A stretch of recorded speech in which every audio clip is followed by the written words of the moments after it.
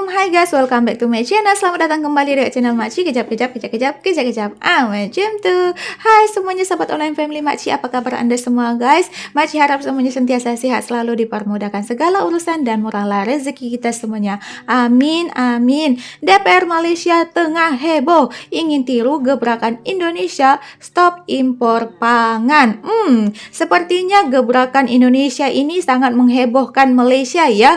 Apakah strategi yang dilakukan Indonesia ini sangat berhasil sehingga DPR Malaysia ingin meniru cara Indonesia stop impor pangan ini? Kita akan melihat sama-sama nanti ya guys ya. Yang pastinya Indonesia stop impor pangan ini di bawah pimpinan daripada Bapak Presiden Prabowo yang sekarang ya guys.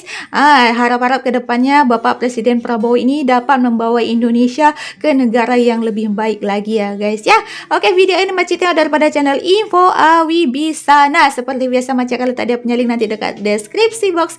Jangan lupa tekan link tu, sama-sama kita sahabat channel ini. Oke guys, kita nggak usah buang-buang waktu. Mari kita dengarkan sama-sama video ini. Apa sih yang membuat, bagaimana sih cara Indonesia yang stop impor pangan ini sehingga sampai menghebohkan DPR Malaysia sehingga mereka ingin meniru cara ini ya. Marilah sama-sama kita lihat. Let's go. Marilah kita lihat, ini dia. Survival kita suatu bangsa, sebagai bangsa tergantung beberapa hal yang sangat mendasar. Bapak Prabowo. Pertama adalah swasembada pangan. Suatu bangsa harus bisa produksi dan memberi makan ke rakyatnya. Bangsa mau merdeka tidak boleh tergantung dengan impor pangan. Saya bertekad untuk swasembada pangan. Bagi sebagian orang, pernyataan Prabowo beberapa bulan yang lalu tentang swasembada pangan mungkin terdengar aneh atau bahkan memancing rasa skeptis. Hal ini wajar mengingat fakta bahwa Indonesia telah menjadi importir pangan selama hampir 40 tahun. Kali Indonesia mencapai swasembada pangan 1984, dan itu pun bukan untuk semua komoditas pangan. Untuk mencapai swasembada pangan memanglah tidak mudah. Banyak sekali upaya dan strategi telah dicoba dalam beberapa dekade terakhir. Tetapi hasilnya seringkali tidak memuaskan. Sebagai contoh, pada era pemerintahan Presiden Joko Widodo, Indonesia berhasil menghentikan impor beras pada periode 2017, 2019, dan 2020. Namun ketergantungan pada impor tetap ada untuk berbagai bahan pangan lainnya. Nah, meski demikian, pernyataan Presiden Prabowo tentang swasembada pangan mulai tahun 2025 bukanlah sekedar janji kosong. Inilah yang mendasari anggota Dewan Rakyat Malaysia, yaitu Bu Mokhtar Radin, untuk meniru langkah Indonesia. Singapura tidak ada tanah tuh bertuah, tapi dia boleh mengeluarkan padi beras. Sebab dia berkolaborasi dengan negara-negara yang dia buat pelaburan seperti Vietnam, Thailand, Cambodia. Tapi Malaysia tidak ada usaha ke arah ini. Saya mencadangkan kepada kerajaan supaya mengikuti langkah negara-negara jiran untuk membuka jelapang padi di negara-negara yang mengeluarkan padi. Buat kolaborasi. Mungkin 70% beras itu dibawa balik, 30% ditinggalkan kepada negara berkenaan. Beliau pada masa sama berharap kerajaan lebih serius dalam memastikan industri pertanian sebagai keutamaan kepada negara. Indonesia contohnya, Menteri Pertanian dia diberi tempoh 3 tahun oleh Presiden untuk membuat regulasi pertanian. Dan sekarang ini Indonesia sudah ada 7 jenis makanan yang self-efficiency, yang tidak lagi bergantung dengan negara luar. Kita semua dari A sampai Z harap negara import kepada kita. Beliau berkata demikian ketika membahaskan Belanjawan 2024 di Dewan Rakyat.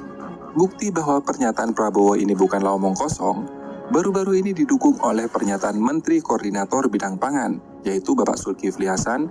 Dari 2025, saya ulangi, tidak impor beras untuk konsumsi, tidak impor gula untuk konsumsi, tidak impor jagung untuk konsumsi, tidak impor jagung untuk pakan, tidak impor garam untuk konsumsi.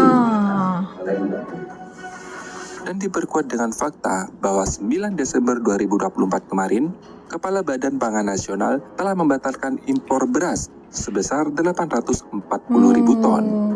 Lantas, apa yang melatar belakangi Presiden Prabowo percaya diri akan berhasil swasembada pangan pada tahun depan, khususnya untuk komoditas beras, jagung untuk pakan ternak, garam untuk dikonsumsi, dan gula untuk dikonsumsi. Tanpa banyak basa-basi, yuk kita bahas lebih dalam mari lagi. kita lihat guys. Untuk kebutuhan jagung nasional pada tahun 2024 mencapai 17,30 juta ton. Banyak. Itu sudah termasuk stok atau cadangan untuk 3,1 juta ton. Sedangkan produksi nasional hanya sebesar 15,21 juta ton. Artinya, tahun 2024 kita masih impor jagung sebesar 1,96 juta ton. Nah, kabar baiknya tahun depan 2025, Indonesia memiliki beberapa lokasi baru yang akan menyumbang produksi jagung sehingga bisa menutupi kebutuhan nasional. Di antaranya yaitu Kabupaten Jayapura, Distrik Sentani dan Waibu, Kabupaten Kerom, Kabupaten Bolaimo, dan Gorontalo. Tambah wilayah ya. Satu hal yang perlu diketahui, lokasi-lokasi tersebut sudah bisa dipastikan berhasil karena berkaca pada hasil panen tahun ini, artinya tahun 2024 ini bro. Itu berarti kepercayaan diri Prabowo karena sudah melihat bukti secara langsung. Sedangkan untuk lokasi yang masih mengambang seperti Sumatera Utara, Pakpak Barat, Tapaluni Tengah, Tapaluni Utara, dan Kalimantan Tengah itu masih belum termasuk hitungan. Kalau di antara lokasi tersebut ada yang berhasil pilot projectnya, bisa dipastikan tahun depan kita akan beralih status dan sebelumnya pengimpor jagung akan menjadi eksportir jagung bro. Mudah-mudahan ya. Kemudian untuk gula, kebutuhan gula nasional 2024 mencapai 2,93 juta ton. Sementara produksi gula nasional hanya sekitar 2,30 juta ton. Ada selisih impor kurang lebih sekitar 550 ribu ton. Nah untuk gula, basisnya masih tetap di Jawa, yaitu Jawa Timur. Hanya menambah lahan baru di Kabupaten Blitar dan Kabupaten ternyata Jombang. gulanya Seluas banyak dari Jawa 2.300 Timur ya hektar. guys. Tak perlu ragu lagi dengan kemampuan produksi tebu Jawa Timur. Mengingat kondisi iklim dan pengalaman Jawa Timur telah menjadi modal besar untuk mencapai swasembada gula. Terlebih saat ini saja, 50% kebutuhan gula nasional itu berasal dari Jawa Timur. Baru Apalagi tahu. dengan selisih yang hanya sekitar 550 ribu ton, maka sangat mudah diatasi dengan penambahan luas lahan sebesar 2.300 hektar. Sedangkan khusus untuk garam, Indonesia masih menghadapi tantangan yang besar dalam memenuhi kebutuhan secara mandiri. Tahun 2022, negara ini mengimpor sekitar 2,75 juta ton garam untuk memenuhi kebutuhan nasional sebesar 4,5 juta ton per tahun. Namun di sisi lain, ketergantungan pada impor ini adalah kabar baik bagi masyarakat NTT bro. Karena salah satu wilayah yang menjanjikan adalah Nusa Tenggara Timur yang memiliki kondisi alam yang ideal gitu ya untuk cara buat produksi garam ya. Kabupaten Malaka dan Kabupaten Kupang menjadi kedua wilayah potensial dengan lahan masing-masing seluas 5.000 dan 2.000 hektar. Ini diperkuat dengan hasil pilot project di Nunkurus yang lokasinya tidak jauh dari keduanya berhasil memproduksi garam mencapai 100 ton per hektar dengan siklus panen 40 hingga 45 Garam lokal. hari. Jauh lebih tinggi dibandingkan rata-rata nasional yang hanya 60 hingga 70 ton per hektar. Lokasi tersebut tidak hanya produktif, kualitas garam yang dihasilkan pun sangat baik dengan tingkat kemurnian minimal 97%. Artinya, garam adalah masa depan Nusa Tenggara Timur bro. Karena pemerintah menargetkan bahwa pada tahun 2025 ini, 50% kebutuhan garam industri domestik dapat dipenuhi dari produksi lokal khususnya dari wilayah ini. Nah, yang terakhir, untuk kebutuhan beras nasional diperkirakan mencapai 31,2 juta ton, sementara produksinya hanya mampu memenuhi sekitar 30,34 juta ton. Pulau Jawa tetap menjadi lumbung pangan beras utama yang menyumbang sekitar 70% dari total produksi nasional. Melalui program bantuan pupuk dan penyediaan pompa air dari pemerintah, produksi beras nasional akan meningkat tahun depan, ditambah dengan lumbung padi baru di wilayah timur seluas 40.000 hektar yang tersebar Merauke, di 6 Papua distrik di Selatan. Merauke. Nah, pada tahun ini 2024, daerah ini telah mencatat panen raya pertamanya seluas 14.000 hektar. Semakin luasnya. menunjukkan potensi besar untuk mendukung swasembada beras di masa depan, bro. Nah, kesimpulannya, apa yang semula dianggap aneh atau bahkan cringe terkait pernyataan Prabowo mengenai swasembada pangan, ternyata bukanlah sekedar Ya. retorika. Indonesia telah berupaya keras untuk mewujudkan swasembada pangan.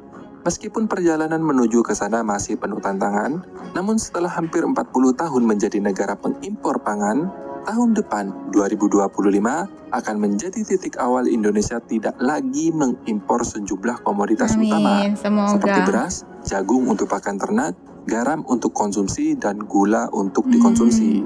Nah, semoga informasi ini bermanfaat. Terima kasih sudah menonton. Sampai jumpa. Terima di video kasih. berikutnya. Oke guys, itulah tadi sudah kita saksikan sama-sama bagaimana cadangan daripada Bapak Prabowo, Bapak Presiden Prabowo untuk stop impor pangan kepada tahun 2025 ya. Bapak Presiden Prabowo mencadangkan ini karena beliau telah melihat bagaimana potensi dari Indonesia, bahwa Indonesia boleh menghasilkan untuk mencukupkan semua pangan untuk seluruh rakyat Indonesia tanpa harus mengimpor ya, baik itu di bidang padi, beras, gula, garam, dan juga jagung. Kita boleh melihat tadi ada beberapa daerah-daerah yang sudah ditetapkan menjadi produktivitas umumnya sebagai penyumbang paling banyak untuk di bagian padi, gula, garam, dan juga jagung. Dan makcik baru tahu bahwa Jawa Timur itu adalah suatu provinsi yang menghasilkan gula paling banyak ya. Tebunya boleh kita lihat tadi berhektar-hektar ditanam untuk memproduksi gula untuk mencukupi pangan di Indonesia, guys. Semoga kedepannya nanti kita harapkan di tahun 2025 betul-betul terjadilah stop impor pangan ini ya. Semoga kedepannya Indonesia boleh mengatasi bagian pangan untuk semua rakyat Indonesia.